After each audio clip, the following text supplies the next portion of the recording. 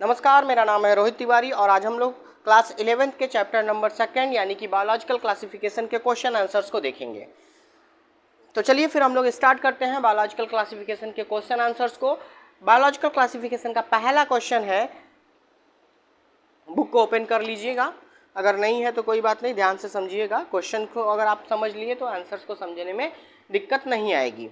तो पहला क्वेश्चन है कि discuss how the classification system have undergone several changes over a period of time, यानी कि किस तरीके से जो बायोलॉजिकल क्लासिफिकेशन किया गया है वो समय के साथ साथ उसमें मॉडिफिकेशन हुए हैं, यानी कि क्लासिफिकेशन सिस्टम में समय के साथ साथ कैसे चेंजेस हुए हैं, उस चेंजेस के बारे में हमें बताना है। तो देखिए, अगर आप लोग एनसीईआरटी के पेज नंबर 1 को पढ़ेंगे तो उसमें लिखा हुआ है कि सबसे पहले अरिस्टोटल ऐसे व्यक्ति थे जिन्होंने बायोलॉजिकल क्लासिफिकेशन की शुरुआत की थी। इन्होंने बायोलॉजिकल क्लासिफिकेशन में सबसे पहले क्या किया था, प्लांट्स और एनिमल को क्लासीफाई किया था। प्लांट्स को इन्होंने 3 पार्ट में क्लासीफाई किया था। प्लांट्स को इन्होंने 3 पार्ट में क्लासीफाई किया था, हर्ब्स, श्रब्स एंड ट्रीज में। और एनिमल्स को इन्होंने 2 पार्ट में क्लासीफाई किया था। एक उस एनिमल को एक कैटेगरी में रखते थे जो रेड ब्लडेड होता था, और एक उस एनिमल को दूसरे कैटेगरी में रखा जाता था जो नॉन रेड ब्लडेड होता था। इसके बाद आते हैं हमारे लीनियस। लीनियस ने क्या किया, लीनियस ने 2 किंगडम ऑफ क्लासिफिकेशन दिया था। लीनियस ने 2 किंगडम दिया था क्लासिफिकेशन का, एक था प्लांटी और दूसरा था एनिमलिया। प्लांटी के अंतर्गत प्लांट्स आते थे और एनिमल्स के अंतर्गत एनिमल्स आते थे। अब लेकिन क्या हुआ कि प्लांट्स और एनिमल को तो क्लासिफाई किया जा सकता था, लेकिन और भी बहुत सारी ऐसी चीज़ें थी जैसे यूनिसेलुलर और मल्टीसेलुलर के बीच में डिफरेंशिएट नहीं हो सकता था। इसके बाद आपके प्रोकैरियोट्स और यूकैरियोट्स के बीच में डिफरेंशिएट नहीं किया जा सकता था। तो इसके बाद इस प्रॉब्लम को सॉल्व करने के लिए अगले वैज्ञानिक आते हैं जिनका नाम है आर.एच. व्हिटेकर। आर.एच. व्हिटेकर क्या करते हैं, R H. Whittaker 5 kingdom of classification देते हैं, मोनेरा, प्रोटिस्टा, फंजाई, प्लांटी और एनिमेलिया। तो चलिए सबको 1 बाय 1 समझ लेते हैं, इस क्वेश्चंस के आंसर को समझ लेते हैं। तो हम लोग क्या लिखेंगे, देखिए सबसे पहले मैं आपको बता दूं कि जो पहले कौन से साइंटिस्ट थे, एरिस्टोटल पहले ऐसे व्यक्ति थे जिन्होंने बायोलॉजिकल क्लासिफिकेशन की शुरुआत की। इन्होंने प्लांट्स और एनिमल्स को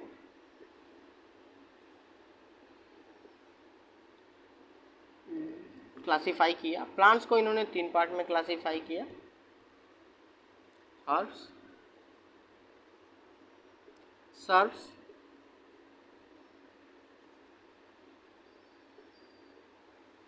और ट्रीज। एनिमल्स को 2 पार्ट में क्लासिफाई किया था। एक वो आता था जो रेड ब्लडेड होता था, रेड ब्लडेड। एक वो आता था जो नॉन रेड ब्लडेड था, नॉन रेड ब्लडेड। इसके बाद एरिस्टोटल ने तो अपना इतना क्लासिफिकेशन दे दिया। अब जैसे जैसे टाइम बीता तो उसके बाद आते हैं हमारे अगले साइंटिस्ट, लीनियस। लीनियस ने अपने समय में 2 किंगडम दिया था क्लासिफिकेशन का, प्लांटी और एनिमेलिया। लीनियस ने अपने टाइम पे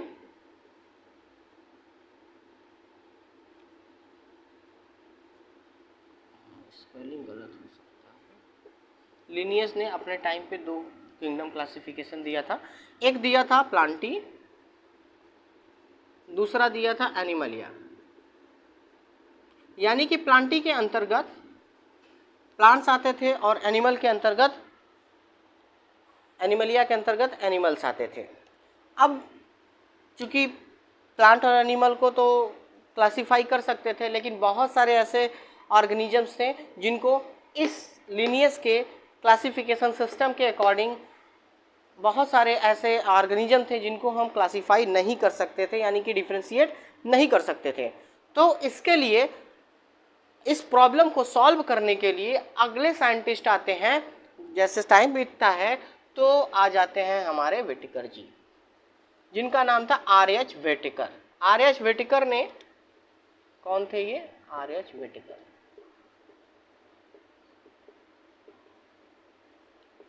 आर.एच. व्हिटेकर ने 5 किंगडम ऑफ क्लासिफिकेशन दिया था। पहला प्लांटी फंजाई, दूसरा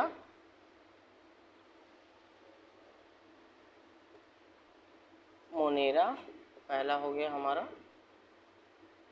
प्रोटिस्टा, फंजाई, चौथा है प्लांटी और लास्ट वन है एनिमलिया। तो ये हमारे पहले क्वेश्चंस के आंसर्स हो गए हैं। चलिए हम आपको रीड करके बता देते हैं कि आपको आंसर्स कैसे लिखने हैं।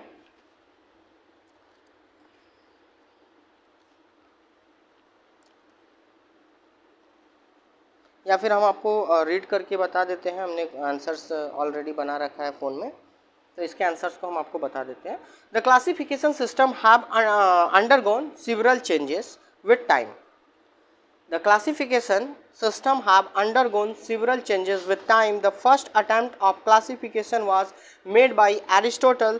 He classified plants on herbs, shrubs, and trees. Animals, on the other hand, were classified on the basis of the presence or absence of red blood cell. This system classification failed to explain